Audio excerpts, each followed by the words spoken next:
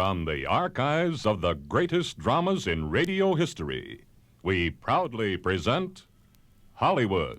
The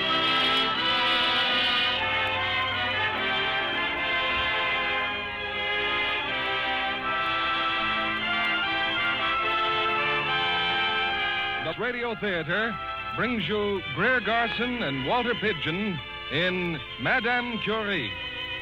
Ladies and gentlemen, your producer, Mr. William Keeley.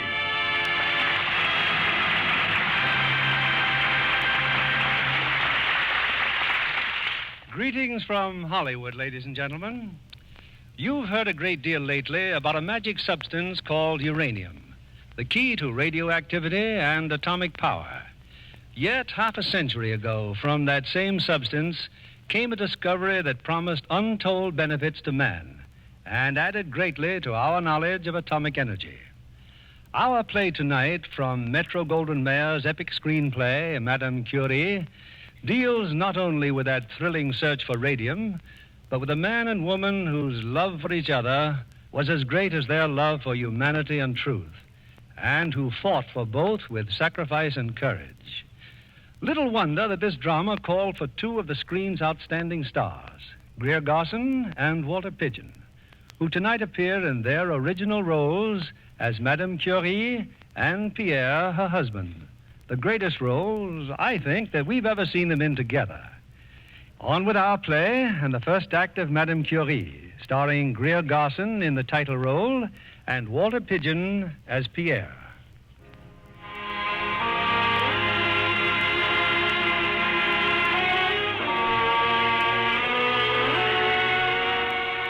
Paris in the 1890s. At the world-famous Sorbonne University, Professor Perrault is lecturing to a group of students. Among them, in Tentaniga, is a young girl, Marie Sklodowska. Go out alone into space. Go out alone. Learn to be alone with nature, with a ray of light, a drop of rain, a piece of earth. Then you'll learn to think alone as they did. Men like Newton, Galileo. Probably it will not be your good fortune to reach so high, to catch a star on your fingertips, but the rewards of investigation, of exploration. To catch a star. These can be yours also.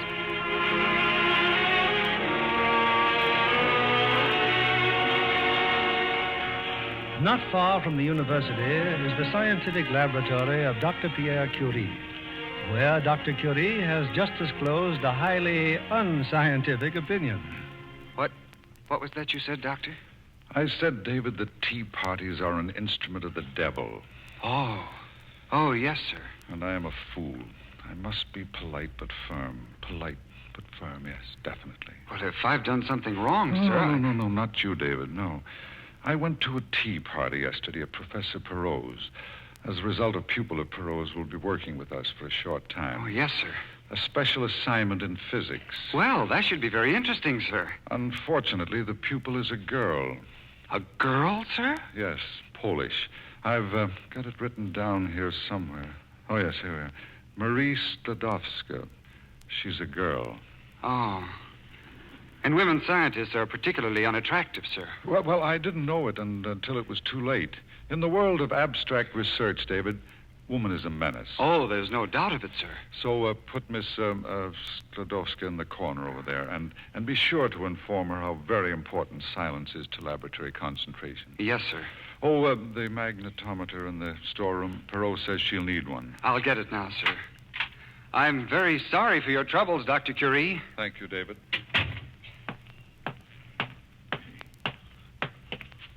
I beg your pardon. Oh, I'm looking for Dr. Curie's laboratory. You're looking for... But you're not. I mean, you can't be. Well, I'm Dr. Curie's assistant. Then perhaps you'll direct me, please. Well, I certainly will. Well, now, what do you think of that? You know, Dr. Curie has asked me to look out for you. Oh? Oh, indeed. Well, here we are. Here she is, Dr. Curie. Ran straight into her the first thing. Good morning, mademoiselle. Good morning, Dr. Curie. Well, I'm sure David will see that you are properly installed, mademoiselle. I'm quite absorbed with my work here, as you can see. Dr. Curie, I appreciate this chance more than I can say. Not at all, not at all. And I do hope you'll be quite comfortable. Do you think this desk will do, mademoiselle? This is excellent, thank you. Better get a little more light. The shade.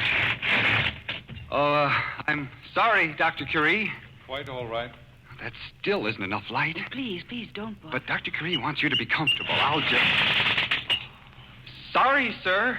Yes, David. I'd better take off my hat and coat. Oh, allow me. I'll hang them up in the cupboard. Really, monsieur, there's no need to be. Oh, I beg your pardon, Dr. Curie. Just hanging up her coat. Oh, my office is just upstairs, mademoiselle. I hope you won't hesitate to call on me if... Very kind. Oh, and I better give you some advice where to eat around here. Really, monsieur, I don't think we should talk. Dr. Curie... Well, I just thought you'd like to know where to eat. But please... I'll take you there today myself. It's no trouble at all.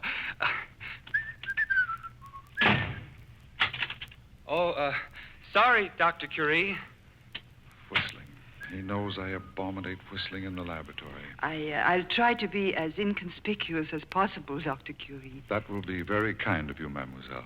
Very kind.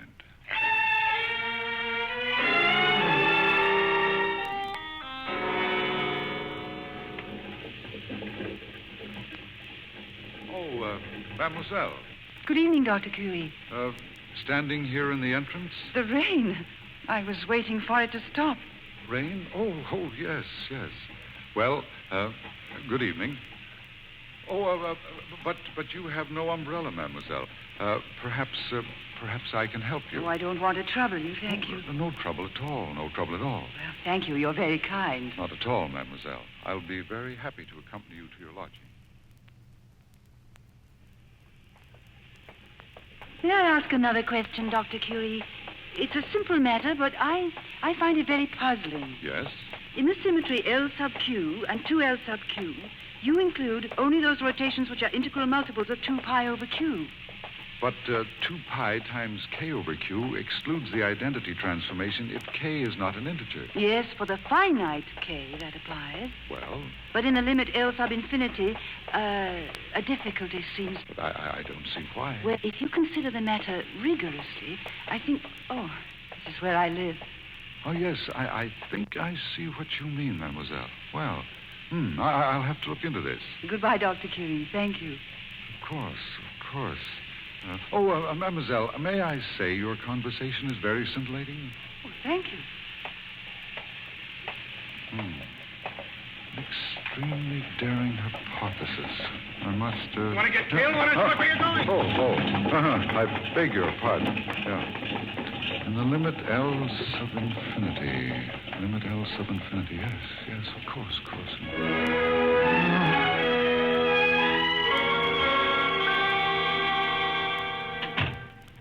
Good morning, mademoiselle. Good morning, Dr. Curie. I've just been to my publisher's.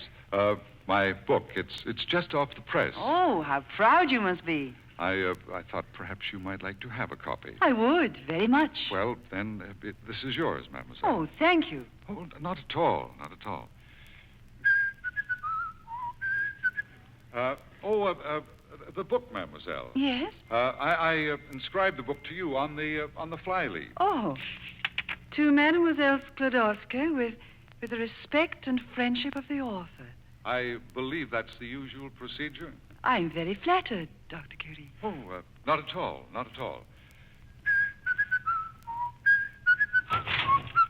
Oh, Dr. Becquerel. I hope I'm not intruding, Curie, but could you step over to my laboratory? I think I've happened on something of great interest. Of course. What is it? Aren't you coming, mademoiselle? If I may. You don't mind, doctor, if mademoiselle... Oh, no, I'm delighted. I think you'll agree it's really most extraordinary. Oh, this way, mademoiselle. I don't understand, Dr. Becquerel. This photographic plate obviously is light-struck. Yes, light-struck. But the amazing thing is that it became light-struck lying in this drawer with a piece of rock. A closed drawer? Yes, in total darkness. But how is that possible? I don't know. I didn't even know the rock was in the drawer with the photographic plate. But then how do you explain... Now, look at this plate. This was no accident. This was deliberate. I took this second plate, placed a key on it, and over the key I set this same piece of rock. Now, what do you see? A picture of a key? That rock, Dr. Becquerel. May I ask what it is? It's called pitch blende, mademoiselle. You mean that pitch blende gives off rays?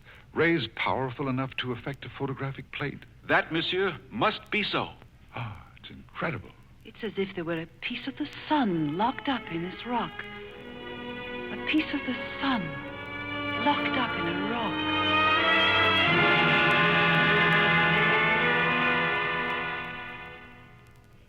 I can't get it out of my head. I try to concentrate on my work, but it's impossible. Dr. Becquerel's discovery? Yes, of course. How did you know? Because all week I've been thinking about it, too. What could it be? What could be the nature of the radiation? Perhaps we shall never know. It's a most exciting problem. David's promised to write to me and tell me how it develops. Write to you? Why? Because my work here is done, Doctor, and I'll be studying. My examinations come up in 2 weeks, you know. So soon? Well, I hadn't realized. It's the middle of June. Term is nearly over. The middle of June. You know, I always used to look forward to my summers in the country. My parents have a small place at Sceaux. I used to take long walks through the woods there. Soon I shall be walking in the country. My father loves to walk. Your father? Here in Paris? Oh, no, Doctor, in Warsaw. Had you forgotten that I'm going back to Poland to teach? But I knew that was your idea, but, well, everything has changed now. You're making experiments of your own.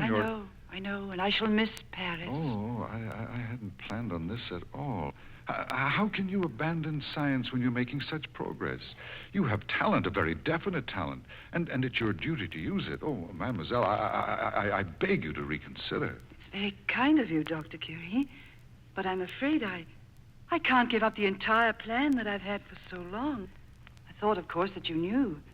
I do not understand how anyone with a scientific mind can entertain the thought of abandoning science. Dr. Curie, I had meant to ask you. I suppose you wouldn't care to attend my graduation? Well, I should enjoy very much seeing you get your degree, but, I have there's always such a crowd. Oh, I understand. I feel exactly the same way myself. Well, I shall be coming back again, of course, to see to one or two things. Goodbye, Dr. Curie. Goodbye, mademoiselle.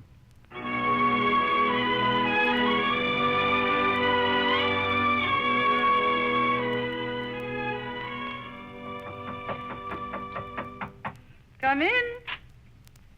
Dr. Curie. How do you do? Oh, please come in. Thank you. I looked all over for you at the graduation ceremonies. You were there. Yes. I'm very proud of you, mademoiselle. First in your class in physics. Oh, thank you. I never dreamed that I would. I mean, I even was afraid that I mightn't even. I am so glad that you were able to be there, Dr. Curie. You've been packing? Yes.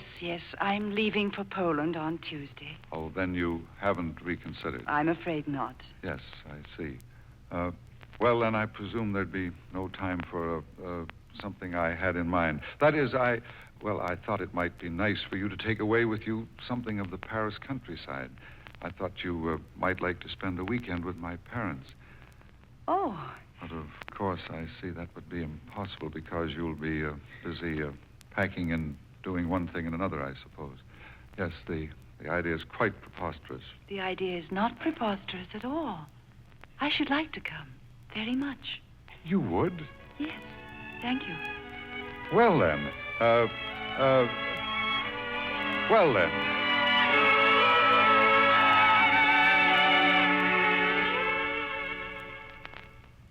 this was Jacques' room when he was home. My brother's. Oh, it's charming. I hope you rest well, my dear. All I ever seem to say to the Curies is thank you. Please let me say it again. Thank you for the lovely day. Really, you should stay, mademoiselle. We'd love to have you with us for a time. It's no use, Mother. She's determined to go to Poland, and apparently, as far as she's concerned, science can be forgotten. I did try to explain to you. I thought you understood. I do understand. I'm sorry. Well, good night, my dear. Good night, Madame Curie. Good night, mademoiselle. Good night. Pierre, you shouldn't have spoken to her like that. She's a very obstinate girl, Mother. What's that? Who's obstinate? Me? No, Madame Slodowska. Saw that the first minute I clapped eyes on her. Won't listen to reason. Closes up her mind like a clam. She's so intelligent about other things. Well, good night, Mother, Father. Good night. Good night. Good night. Huh. Blind as a bat. Who? Who? Your son, of course. Gee,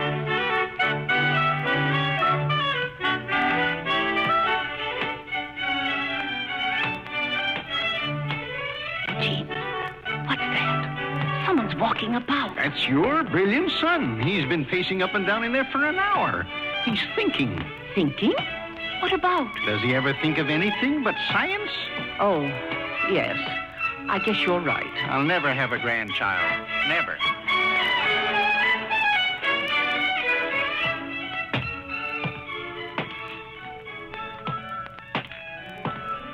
But of course. Why haven't I ever thought of that before?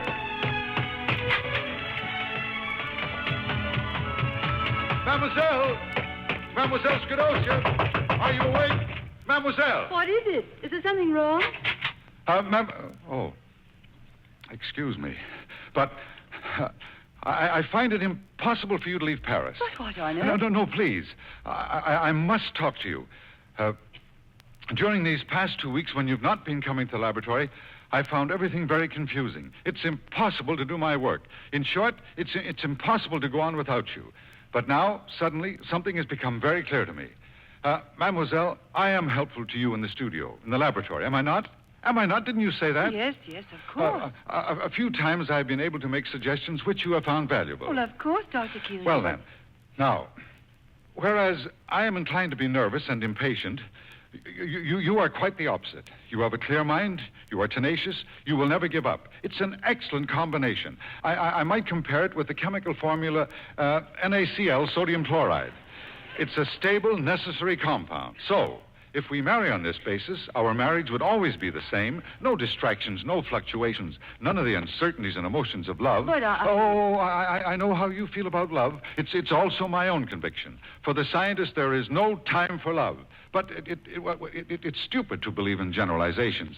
In our case, it would be a wonderful collaboration. A wonderful collaboration. Don't you feel that? I feel that. And as for Poland, what little good you could do there, you can make up here tenfold on your own ground, science. Science? Oh, what do you think I should do? It would be a very fine thing, I believe, to pass our lives together with our common scientific dream, to work together constantly in our search. And any discovery that we should make, no matter how small, it would deepen the friendship we already have for each other and increase the respect we mutually feel. I can imagine no respect or friendship greater than I have for you now. I can imagine no future so full of promise as the one you offer. Then I suggest that you stay on in Paris with me. I believe you are right. I should like to remain in Paris very much. Thank you. Well, good night, Mary. Good night, Pierre. I forgot something. May I kiss you, Mary? Please do, Pierre. You are very lovely. Thank you, Pierre.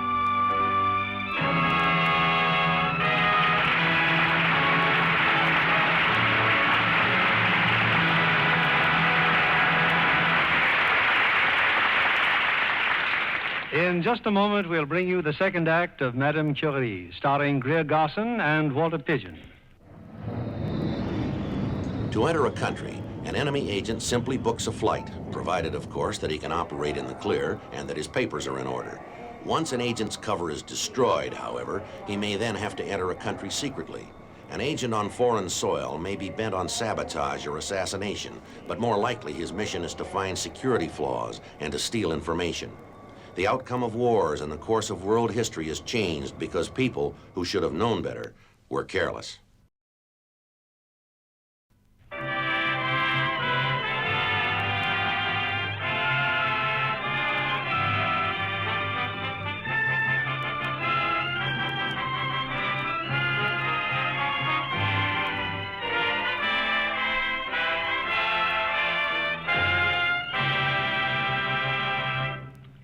We bring you the second act of tonight's play, starring Greer Garson as Madame Curie and Walter Pidgeon as Pierre.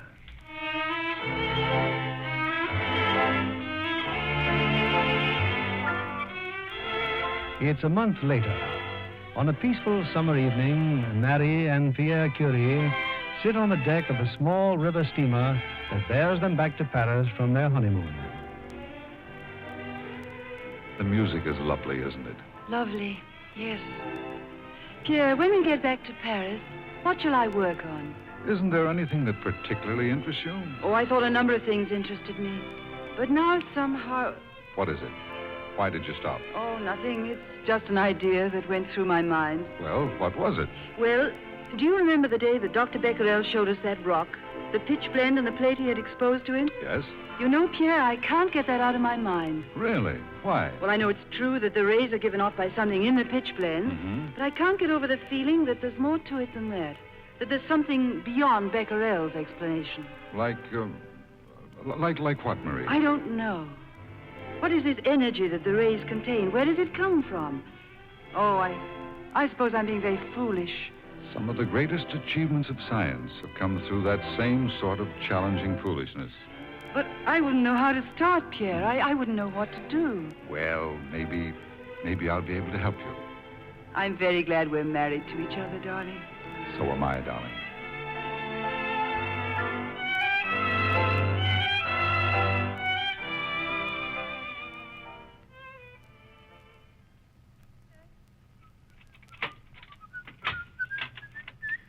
Hello, darling. Pierre. Hello, darling. I could not remember if you said carrots or turnips, so I got both. Oh, I think we'll survive, dear. Your mother likes carrots and your father likes turnips. Marie, what's the matter? I know you hated to leave the laboratory so early today, but tomorrow's coming. Oh, I'm so discouraged, Pierre. What is it exactly that's wrong? I don't know. My measurements, they don't mean a thing. I know I must be making a mistake somewhere, but I don't know where. I've checked them 200 times. Look, I'll go over them with you in the morning, dear. Let's not even think about the laboratory tonight. Promise? I promise. Hurry now. Off with your coat and help me with the dinner.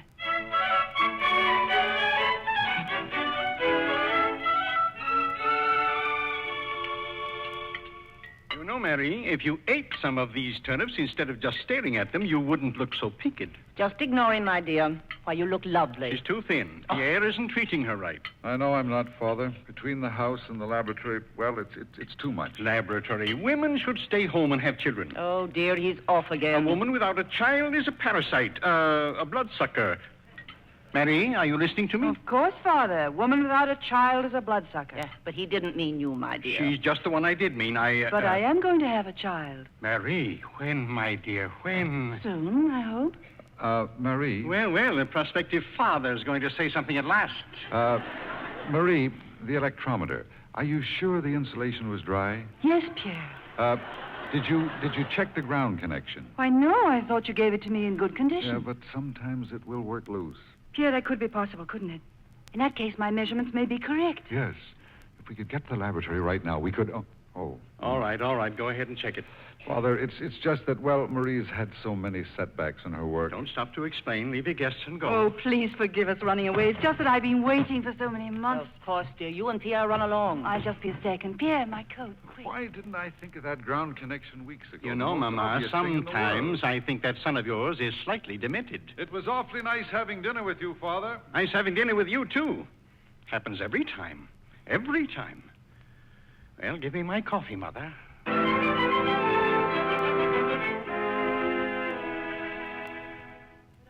Sure, Pierre, are you sure? There's nothing wrong with the ground connection. Marie, I was wrong. I was so certain we'd find it. Marie, would you like to show me how you made your measurements? You wouldn't mind? Of course not. All right. Here, this rock. This is a piece of crude pitch blende. Oh, I've done this so many times I've lost count. Anyway, we know that the rays come from the uranium and the thorium contained in this crude ore. Correct. I put the crude pitch blende in this mortar. Has the mortar always been clean? Always, and I grind it up. Here in this dish now is ground pitch blende. I place it in the electrometer. Oh, will you draw the blinds, please, Pierre? And now I close the specimen case in the electrometer so there'll be no draft. Good. Now I charge the electrometer. Now we'll find out how much energy the rays in the pitch blende have. Is that right? Right. Watch the needle register. Ready? Ready? All right, read. The needle stops at 8. 8. The same reading I've always had. Now, here is pure uranium extracted from the same amount of pitch blende. Put this in exactly the same place, close the specimen case, charge the electrometer. Now we'll find out how much energy the rays in the uranium have. Right. Ready? Read. The needle stops at 2, same as always. We know then that the pitch blende with the uranium and thorium comes to 8, and with uranium alone, it reads 2. Right. Now we'll test the thorium. From the same amount of pitch blende? Oh, of course, yes. Now put that exactly in the same place. Now close the specimen case and charge the electrometer. Right. Ready? Read. The needle stops at 2. 2. I don't understand. When the uranium and the thorium are in the pitch blende, the reading is 8. But individually, they only total 4. Where are those 4 missing points? That's what I don't understand. I don't understand. You've made a chemical analysis of all the elements in the pitch blende? Well, of course, on the blackboard over there. Uranium oxide, 75%, thorium oxide, 13%, lead sulfide, 3%, silicon dioxide, 2%, calcium oxide, 3%, barium oxide, 2%, iron oxide, 1%, magnesium oxide, 0.99%, other extraneous matter, 0.01%. Pierre? Yes? Our universe is composed of definitely known substances, isn't it? Elements that are fixed forever, inert, unchanging. We know that, don't we? All of our science is based on that, yes. Pierre, what if there were a kind of matter in the world we never dreamed of? What would that mean? Well, that would mean that our whole conception of the nature of matter would have to be changed. Oh, it's cold in here. What are you thinking? Tell me. I don't quite dare. Go on, say it. What if we did not make a mistake in our measurements? What if there exists a matter that is not inert, but alive, dynamic? Look on the blackboard. Other extraneous matter. Do we dare think that our 4 missing points are in that 1/100th%? Pierre, what have we discovered? A new element. An active element. A new element? The residue of the pitch blende. What was left over after I extracted the uranium and thorium? It must be contained in that residue.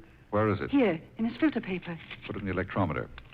Marie, if your 4 missing points are in this residue, our whole notion of the universe will be changed. Ready? Ready? Read. Give me your hand on it. Look. Look, Pierre. 4. The indicator needle goes to 4. You found them, Marie. The 4 missing points.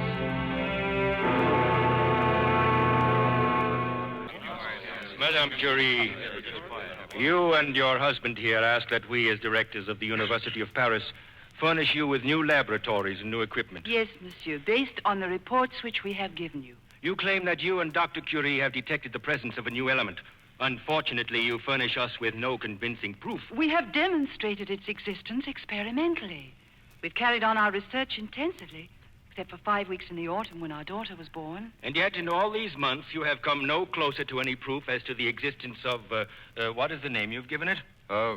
My wife has named it radium, monsieur. Oh, yes, radium. This work would require a great deal of time, Dr. Curie? Yes, of course, Professor Roget. And Madame Curie is young, inexperienced, and a woman. Gentlemen, it is perfectly true that Madame Curie is young, that she has not had the experience most of us have had, that she is a woman. But let me impress upon you, she is a most unusual woman. I might say, well, a most unusual woman. I can assure you, gentlemen, that she is a remarkable scientist, as scrupulous as she is brilliant, Pierre. and furthermore... Enough, Pierre. Huh?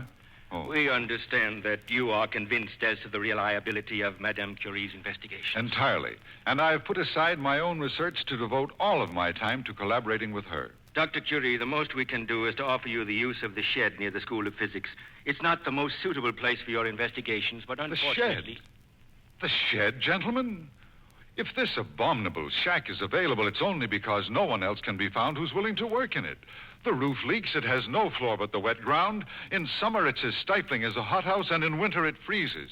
And do you imagine that I would permit my wife to work under these appalling conditions? Yes, If you do, gentlemen, believe me, Huh? What? Gentlemen, with my husband's permission, we shall be very glad to accept the shed. We shall be very grateful to have the shed, gentlemen.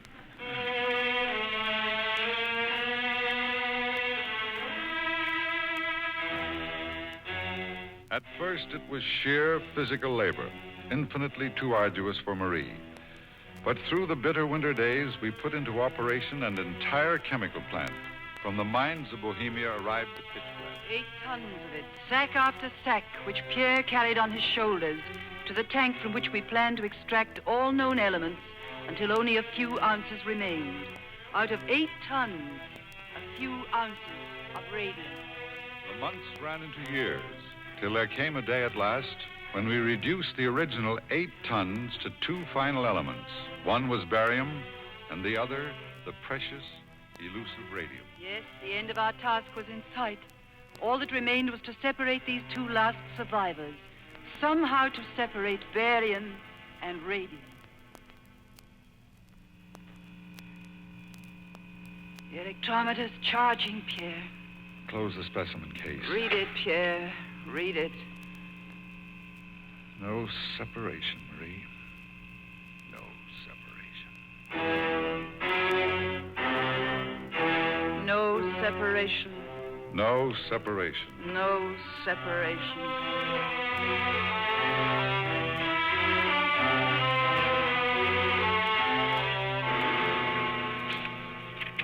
November 10th, 1899, second experiment. No separation.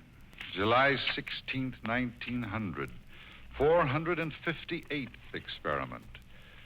Radium still refuses to be separated from barium. We can do no more. Pierre, we're ready to try again. No, we're not ready. How much longer do you think you can drive yourself like this? How much longer do you think I can stand by and watch you destroy yourself, kill yourself? We're ready, Pierre. No, the world is done without radium till now. What does it matter if it isn't isolated for another 100 years? I can't give it up. If it takes 100 years, it would be a pity. I'm going to see how far I can go in my lifetime. Give me the beaker. Thank you, Pierre. Here. Marie, your hand. My hand? Those burns. Oh, they're nothing, Pierre, really nothing. But how did you... I'll attend to them later. You'll see a doctor about them tonight. Tonight.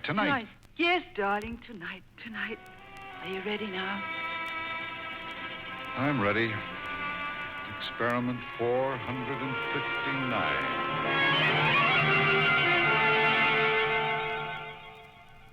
About these burns, Madame Curie. You say they haven't given you much pain? Only a little irritation at times, Doctor. I don't want to alarm you, Madame Curie, but it's possible that these burns might develop malignantly if you continue to expose them to these experiments. Malignantly?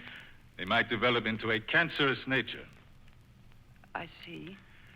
It is my advice, Madame, that you abandon your experiments immediately. Thank you, Doctor.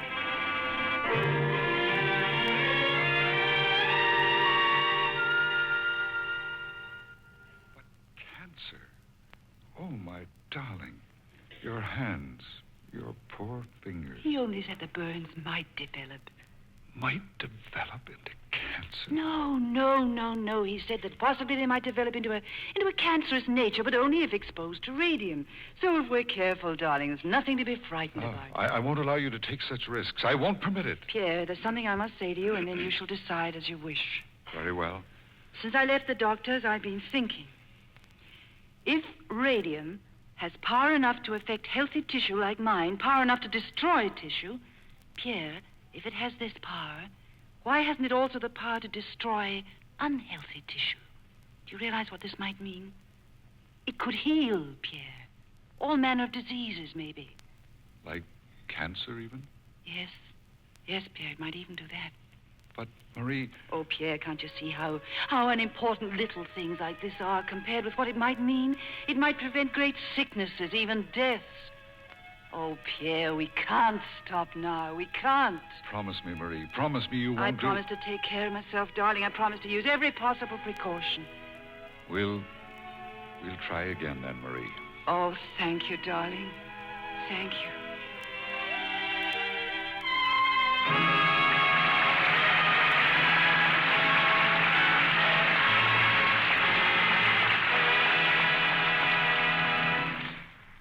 In a moment or so, we'll be back with Act 3 of Madame Curie, starring Greer Garson and Walter Pidgeon. In the early days of World War II, an organization was born. An organization which offered benefits to all members of the United States Armed Forces. It was formally opened in April 1942 at Madison, Wisconsin, and called the Army Institute. Its mission was to provide educational opportunities for millions of American youths entering the armed forces. The response from servicemen and women was immediate and enthusiastic. Later that year, the facilities were made available to the Navy, and in February 1943, the name was changed to United States Armed Forces Institute. This was the first USAFI. Today, there is a bigger, improved USAFI with 5 branches in various areas of the world. But the mission is still the same.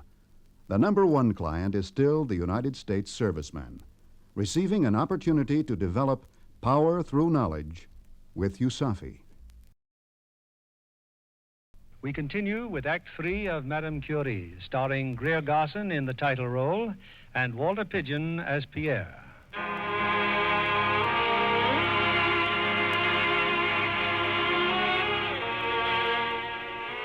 Mary's fingers healed, and though they did not find a way to separate radium from barium in a single process, they did discover a method of removing barium little by little in infinitesimal amounts.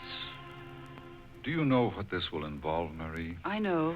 Evaporations, countless evaporations, crystallizations. It will take months and months. Maybe years, Pierre. But someday nothing will be left but radium.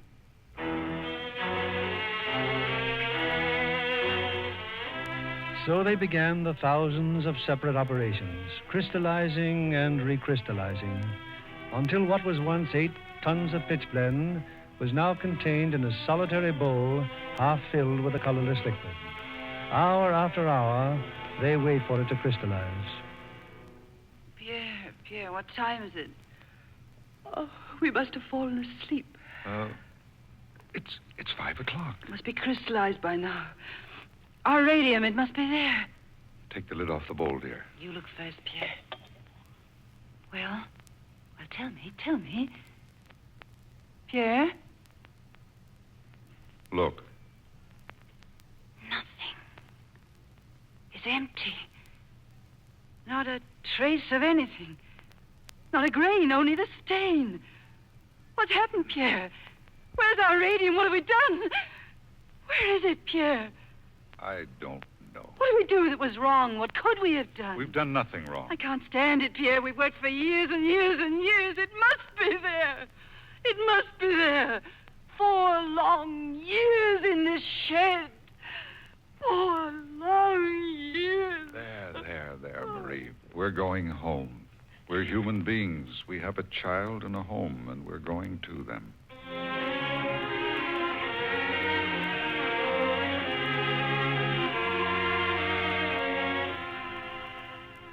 What's the matter with Mommy, Daddy? Doesn't she feel good? She's tired, darling. So tired her eyes couldn't stay open any longer. Would you tell me a story? Yes, dear. If you'll close your eyes. Now, it's about a wonderful treasure that was locked up in an enchanted stone. Isn't there a princess in it? A beautiful princess. She looked very much like your mother. And a prince, too. No, only a man who lived all alone until the princess found him. Did they love each other? Very much. And one day, the princess told the man about this wonderful treasure, so they decided to search for it together. The princess knew that if they could get it out of the stone, it might let other people see the wonderful things that they had never been able to see before. So they worked very hard for a long, long time to try to rescue the treasure from the stone. But they grew very tired, and at last they knew that they would never be able to free the treasure from the enchantment of the stone. But they weren't sad about it, because they knew that no matter how many disappointments they had, they would always go on together, having the courage to take the many disappointments because they were together. And they lived happily ever after.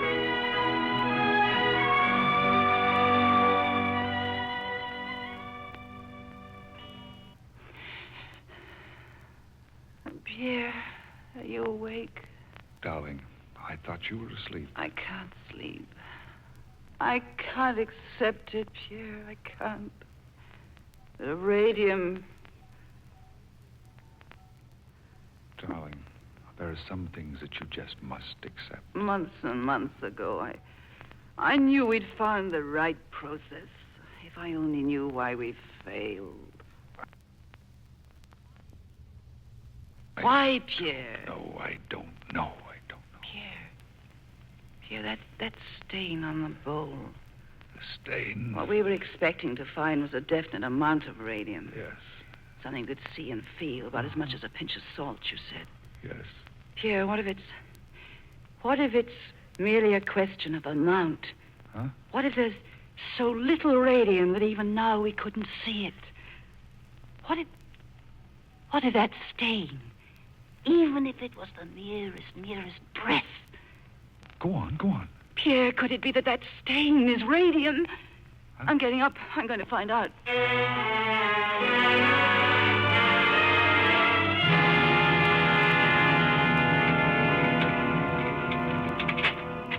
hurry, darling, hurry. It's so dark in here. Wait, I'll find a lamp. Pierre. Yes? Look, on the table. The bowl. Marie. It's glowing. The bowl is glowing in the dark. Do you know what that means? It's there. The radium. It's there. The stain in an empty bowl. It's there. It's there. It's there. Oh, Pierre. Oh, Pierre, it's there. Lost, it's there. It's there. Woman scientist discovers amazing new elements. Scientists predict new era with discovery of radium. Curie's turned down millions for secret of radium. Dr. and Madame Curie give gift of radium to humanity. Curie is to receive Nobel Prize for radium.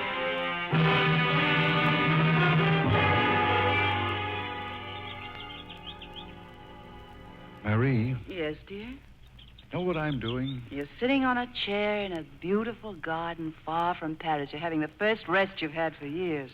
You know what else I'm doing?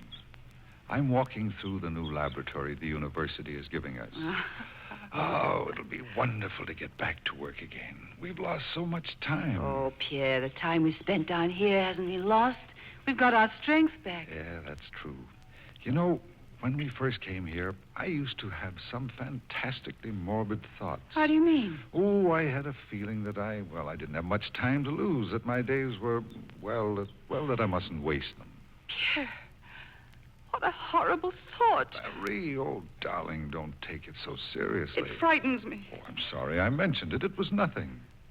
Pierre, if one of us should ever go, the other couldn't go on alone. Couldn't be expected of us, could it? Oh, you're wrong, dear. If one should go, the other must work on just the same.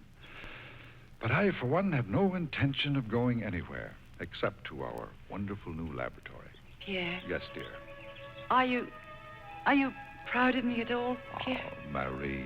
Because I'm so proud of you. I'm so proud that sometimes I think I'll burst.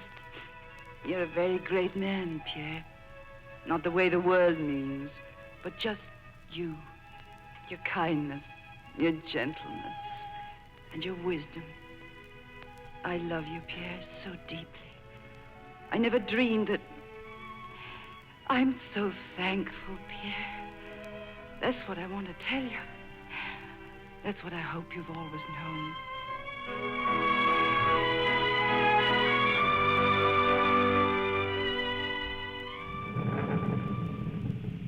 What does it say in the newspaper, Grandpa? Tell me. Well, give me a chance. The president and faculty of the University of Paris will present Pierre and Madame Curie with a fully equipped laboratory and staff with which to carry on the many experiments they have opened the gateway to. There will be a formal presentation of the laboratory at 6:30 tonight, at which the world-famous couple will appear. Well, not bad, eh? Not bad. It's terrible. Daddy! Hello, darling. What's the matter with this house today? This place is in a turmoil and a rainstorm. Sit down and relax, Pierre. Relax. Where's Marie? I can't find her anyway. A house without a woman. I don't understand.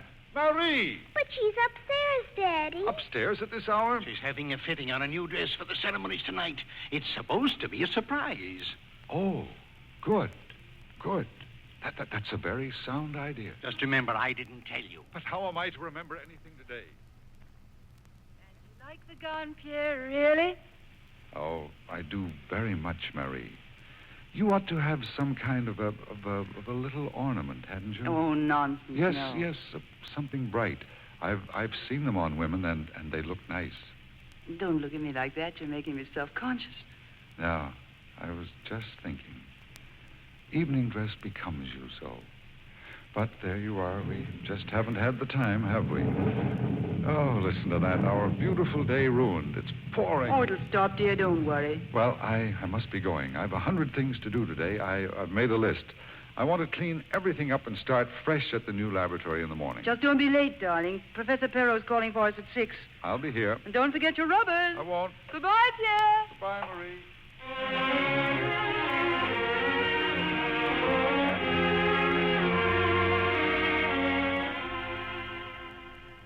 Do you have anything else you could show me? Earrings, perhaps? Oh, yes, monsieur. These, for example. Very lovely. Oh, yes. Yes, they are. And what are these? These are garnets, monsieur. Really? Well, I hardly know which to... It could depend on the lady, monsieur. Is she blonde or... Oh, blonde, definitely. Not too blonde. Well, her hair is sort of gold, you know. Gold? Yes. And her eyes are gray. Very calm and gray. And her coloring is very, very lovely. Sort of a smooth skin and nice, delicate coloring. And I don't know whether this would be of any help to you, but I believe the lady is quite beautiful. Oh, yes, monsieur. I would say the garnets, by all means. Well, here are the earrings, Doctor. All wrapped up. Thank you. It's been such an honor, Dr. Curie. I didn't know at first it was you. Thank you for your help. She liked the earrings, I'm sure. Good day, monsieur.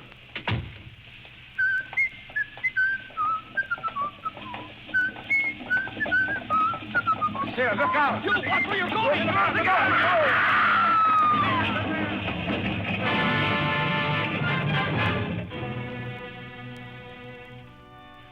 And it's my painful duty to tell you, Madame Curie, that your husband has been the victim of a street accident. He was instantly killed. He could have suffered no pain.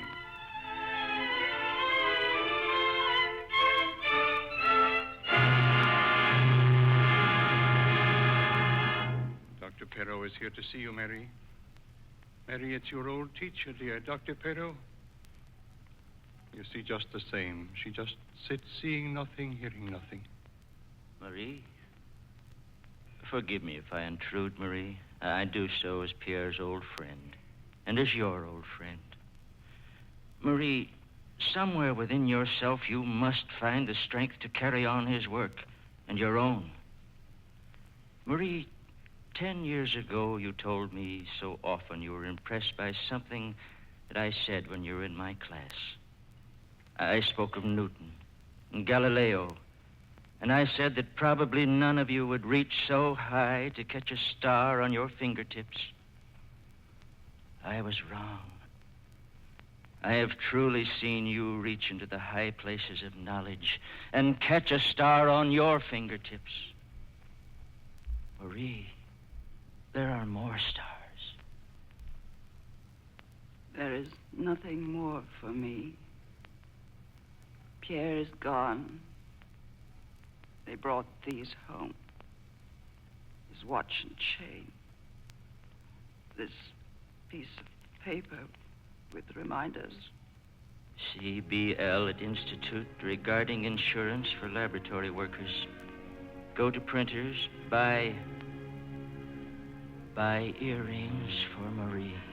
He was killed in front of the shop, buying earrings for me.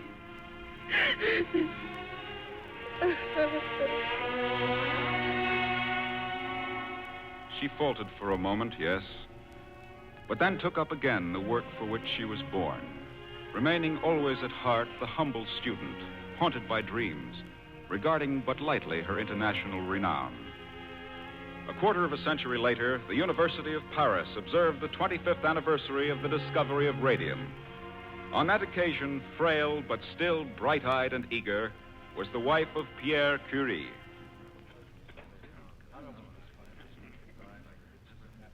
No one of us can do much for science or humanity, yet each of us perhaps can catch some gleam of knowledge which, modest and insufficient of itself, may add to man's dream of truth. It is by these small candles in our darkness that we see before us, little by little, the dim outlines of that great plan that shapes the universe. And I am among those who think that for this reason, science has great beauty, and with its great spiritual strength will in time cleanse this world of its evils, its ignorance, its poverty, diseases, wars, and heartaches. Many years ago, an obscure poet of my native land set forth a creed which I have never forgotten. May I repeat his words to you now? Look for the clear light of truth. Look for unknown frontiers, new roads, even when man's sight is keener far than now. Divine wonder will never fail him. Every age has its own dreams. Leave then the dreams of yesterday and build the temples of the future.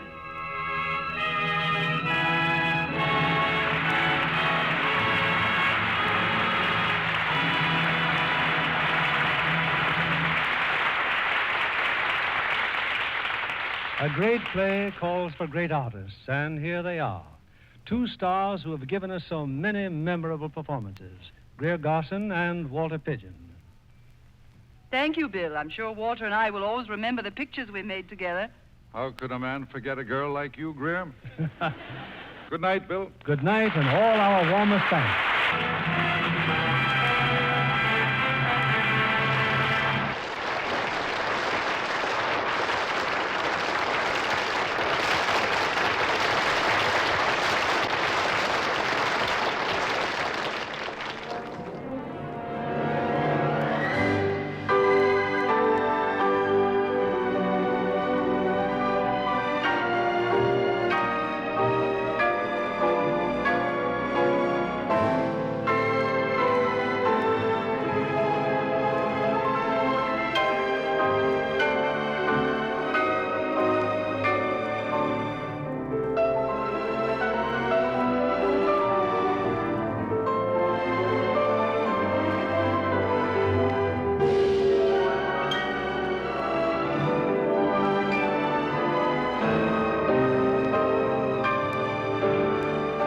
This is the American Forces Radio and Television Service.